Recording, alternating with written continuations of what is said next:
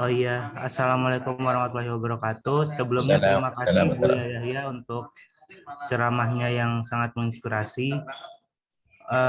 Saya hanya penasaran saja Yahya, soalnya saudara saya ada yang pesantren juga di pesantrennya Buya Yahya dan katanya dididik menjadi seorang penceramah juga.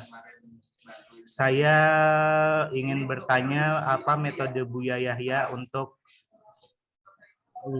bagaimana metode latihan supaya bisa bicara lancar di depan umum seperti Buya Yahya gini. Itu saja Yahya. Terima kasih kesempatannya. Masya Allah, terima kasih. Masya Allah. Kami tidak pernah bercita-cita jadi penceramah. Karena kami ingatnya, waktu itu belajar, ingin punya ilmu, kemudian bisa untuk berbenah, kemudian bisa disampaikan yang lainnya, tidak pernah bercita-cita jadi penceramah. Karena kebetulan kita sekolahnya adalah juga sekolah akademi. Jadi kita juga hampir tidak bersentuhan dengan istilah berceramah.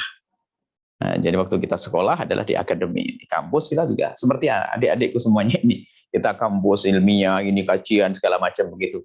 Nah, ternyata sampai di masyarakat tidak semua orang bisa menerima cara penyampaian ya yang selama ini kita pelajari.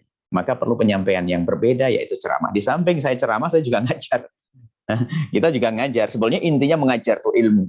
Kalau ceramah itu bisa saja orang menghafal 1-2 kata, kemudian dia dihafal mampu mimbar. Akan tapi yang paling penting, jangan Anda berpikir bagaimana Anda bisa ngomong. Akan tapi isi dulu. Kita belajar tanpa henti, kemudian setelah itu Anda punya program dong. Buat media.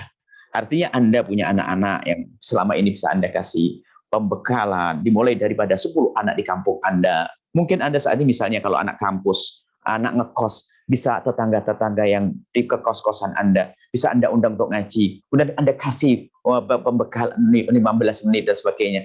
Dan seterusnya, seperti itu nanti akan bertahap perlahan demi perlahan. Anda pun jadi terbiasa berbicara dengan. Tapi isi, yang penting adalah ngisi ilmu itu. Dan itu penting sekali, jangan sampai kita itu menjadi pembohong, hanya pandai berbicara saja, kan tapi tidak ada isinya. Tapi kami yakin anak-anakku semua, adik-adikku semua ini belajar semuanya. Dan kemudian juga untuk bisa bermanfaat tidak harus dengan ceramah. Tidak harus dengan ceramah. Bisa dengan yang lainnya. Bahkan kita menemukan orang sangat bermanfaat tidak harus berceramah. Ceramah ini ada penyakitnya juga, ada bahaya juga. Karena ceramah itu adalah ada nanti masalah kemasyhuran dan sebagainya. Kemasyhuran itu adalah racun yang berbahaya sekali. Ketenaran. Atau sehingga mungkin seorang penceramah semakin terkenal bisa jadi malah terjerumus karena dengan ketenaran. Sehingga para kekasih Allah sangat menghindari daripada viral zaman. Bukan tapi kalau ternyata terkenal baik istighfar karena takut. Jangan sampai di saat Anda bercita-cita untuk menjadi penceramah hanya menginginkan sisi itu. Akan tapi hendaknya yang kita inginkan adalah sisi bahwasanya aku ingin menyampaikan kebenaran. Aku ingin belajar ini menyampaikan. Adapun caranya terserah, kalau nanti Allah kasih. Mungkin orang mengatakan saya ceramah, tapi saya tidak pernah keliling kemana-mana. Saya hampir tidak pernah keliling. Saya tidak pernah punya jadwal keliling sana sih. Apalagi berbusa 1 tahun setengah hanya di masjid di rumah. Di rumah di Cirebon, nggak kemana-mana. Dan sebelumnya saya tidak pernah banyak undangan-undangan. Saya tidak tapi kami harus lebih senang dengan rutinan yang selama ini kita bangun di kiri kanan pesantren kita yang tersebar di Indonesia. Jadi adik-adikku saya senang ini penanya, dia punya semangat untuk menyampaikan ilmunya. Lalu dia bertanya bagaimana untuk bisa berbicara dan sebagainya. Bicara adalah salah satu. Kita bisa dengan tes. Bahkan kadang, jadi kata ulama itu dari hati.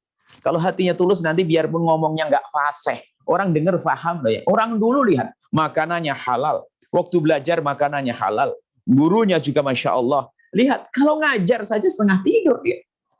Bagi bahasanya pun kadang-kadang setengah paham. Alhamdulillah utai segala puji gini.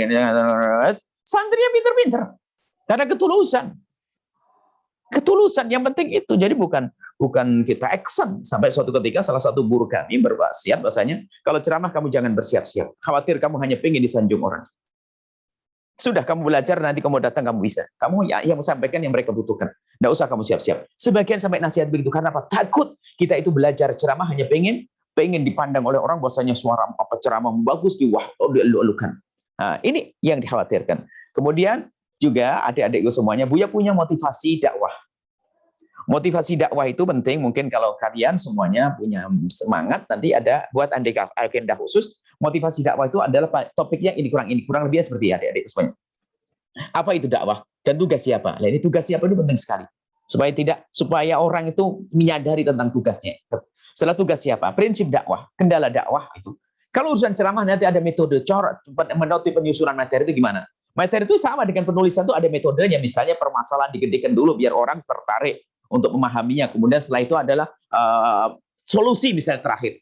Jadi bukan langsung solusi dia di kajian yang pertama loh habis kan itu. Jadi permasalahan dulu apa, kemudian setelah itu bahayanya, kalau kebaikan manfaatnya apa, kemudian kalau permasalahan apa kalau kita tidak bisa melakukan itu, ini tuh solusinya terakhir. Misal saja ini. Jadi nanti ada perlu kerangka, ada kerangka buat kerangka sekali seumur hidup. Sehingga ceramah itu harus ada mengarah.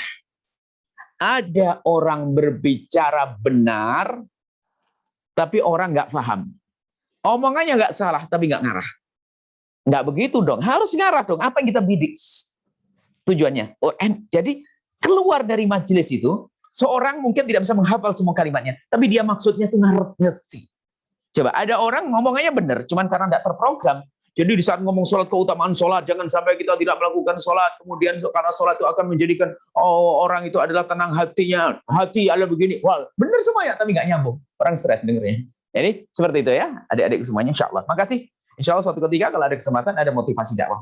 Motivasi dakwah ini bukan untuk ustadz saja, berlaku untuk seorang pengusaha, seorang pejabat harus jadi juru dakwah. Karena yang kami yakini bahasanya, yang kami pahami adalah dakwah adalah tugas semuanya, bukan tugasnya ustadz. Syukran. Syukran.